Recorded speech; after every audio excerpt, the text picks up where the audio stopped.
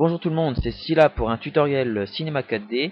Donc j'avais promis à plusieurs personnes de continuer mes tutos et de me lancer dans sur ce logiciel. Donc c'est chose promise, chose due. Je vais vous apprendre aujourd'hui à créer votre intro de PGM de la mort qui tue en 3D avec un texturage très simple et une animation très basique. Si vous vous débrouillez correctement et que vous faites comme moi, bah, vous devriez avoir un truc qui crache du feu, enfin qui ressemble à quelque chose quoi.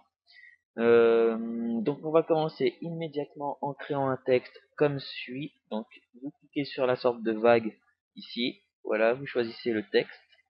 Vous lui donnez le nom que vous voulez. Donc moi je vais pas le changer pour pas perdre trop de temps. Voilà, vous pouvez changer la police comme ceci en cliquant sur fonte.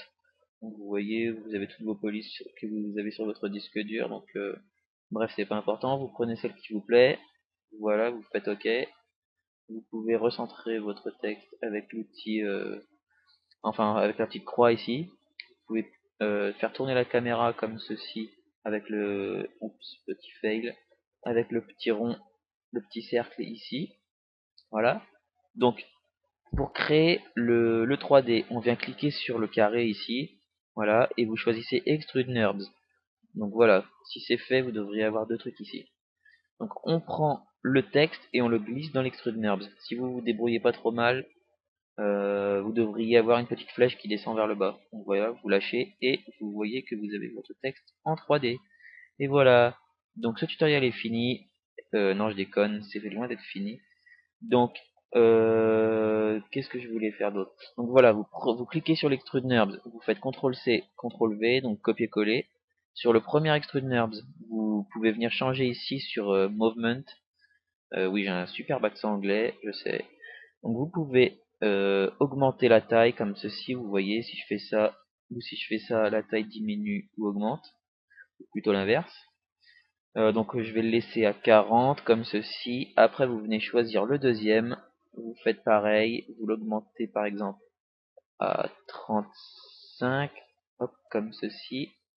Vous tournez la caméra et avec l'axe des Z, je crois, oui des Z, vous venez modifier très légèrement la place de l'emplacement de votre texte et on va venir lui appliquer un effet, euh, enfin pas un effet mais on va venir le grossir un petit peu pour améliorer la 3D. Donc vous venez appuyer ici sur Caps, sur Start vous faites Fillet Cap et sur End Fillet Cap. Voilà comme ceci. Vous voyez que si on fait un petit rendu comme ceci, vous avez une 3D assez jolie. Donc maintenant, pour texturer ceci, on vient cliquer ici sur le rectangle gris du bas, on double-clique, donc ça fait apparaître une sorte de boule, on double-clique sur celle-ci. Ah oui, alors vous pouvez importer vos textures en cliquant sur l'onglet sur le bouton texture comme ceci. Donc vous allez le choisir sur votre disque dur. Donc moi je vais pas le faire, je vais aller au plus rapide. Vous prenez une couleur toute bête, on clique ici dans le cadre des couleurs et on choisit. Vous venez choisir la couleur que vous voulez, donc vous pouvez prendre celle qui vous plaît. Donc moi allez on va prendre un jaune qui pète. Voilà. Euh, vous avez plein d'effets ici que vous pouvez mettre à profit pour, euh, pour améliorer vos textures. Moi je vais pas en prendre, ça prend trop de temps, même si c'est assez rapide. Voilà, vous prenez votre texture, vous la cliquez glisser sur votre texte et vous faites le rendu et voilà, vous avez un texte texturé et en 3D. Donc moi je conseille de le laisser sur un fond noir, donc pour moi c'est plus joli je trouve. Mais si vous voulez par exemple comme sur certaines intros un texte qui donne l'impression d'être posé sur un sol, et bah rien de plus simple, vous cliquez sur la sorte de petite flèche, sur les flèches ici, vous venez créer un sol comme ça s'appelle floor en anglais, voilà. Si on fait un rendu, voilà, donc ça donne l'impression d'être posé. Vous pouvez créer aussi un ciel, donc c'est pas mal aussi le ciel. Moi j'en ai jamais, mais ça peut être pas mal pour les personnes qui aiment ça. Voilà, on va modifier un peu l'emplacement de la caméra et on fait un rendu comme ceci. Donc vous voyez qu'on a l'impression que c'est posé sur un sol. il y a un ciel. Donc bien entendu tout ça vous pouvez le texturer également. Moi je vais pas le faire. Vous pouvez aussi améliorer, vraiment améliorer la position du texte sur le sol parce que là c'est assez grossier. Donc je vais le laisser comme ça parce que c'est trop long à faire. Oui, tu m'excuses toi, mais je suis occupé. Voilà, désolé pour ce petit inconvénient. Je peux appeler ça comme ça. Donc maintenant, la deuxième technique pour faire un texte en 3D, ça va beaucoup plus vite et c'est beaucoup plus simple. Donc on supprime tout ça. Je vais laisser la texture pour ne pas avoir à la refaire, même si c'est très rapide. Donc on vient cliquer ici sur mot graphe. On choisit l'outil text object. Et vous voyez que là on a un texte en 3D tout fait. Donc c'est beaucoup plus rapide. Mais voilà, donc c'est tout fait, c'est bien, c'est trop dark. Voilà. Donc pour la texture c'est pareil, vous venez l'appliquer en le cliquant glissant, vous faites le rendu, et voilà. Donc je vous ai présenté les deux manières de faire un texte en 3D. J'espère que mon tuto vous a plu. Pour le rendu maintenant c'est très simple. Vous cliquez sur le troisième bouton ici.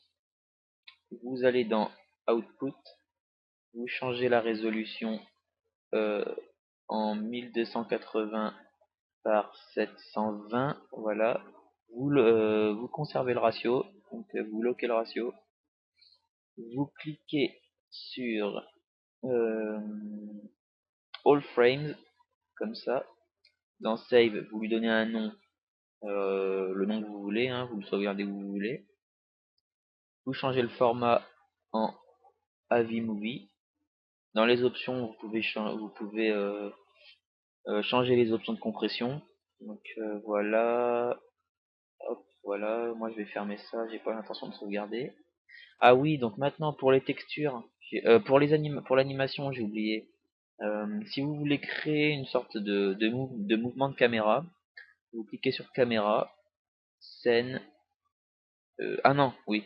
D'abord il faut créer la caméra, que je suis bête. Donc on clique pareil sur les flèches ici. On vient créer une caméra. Après, on clique sur caméra, scène caméra, caméra. Oui, ça fait beaucoup de caméras, mais voilà. Donc, on clique sur celle-ci. Et ici, avec les keyframes, on va venir jouer et mettre des images clés à des points clés. Voilà. Enfin, je sais pas si ça s'appelle comme ça, mais c'est pas grave. Donc, on met la première à 0 en cliquant ici. Par exemple, la deuxième, on la met à 45. C'est vraiment un exemple, hein. Voilà. On va faire ça et ça comme ceci. Voilà. Donc vous voyez que si je bouge, hop, ça fait un petit mouvement. Donc voilà, donc à vous de le faire comme vous le sentez. Vous pouvez créer des animations vraiment très complexes, mais il faut savoir que le rendu sera vraiment très lourd. Donc voilà, c'est fini, mon tuto est fini. Donc s'il vous a plu, abonnez-vous comme d'habitude. Si ça ne vous a pas plu, tant pis, c'est pas grave. C'est pas ça qui m'empêchera de vivre. Donc voilà, sur ce, je vous dis portez-vous bien et à plus.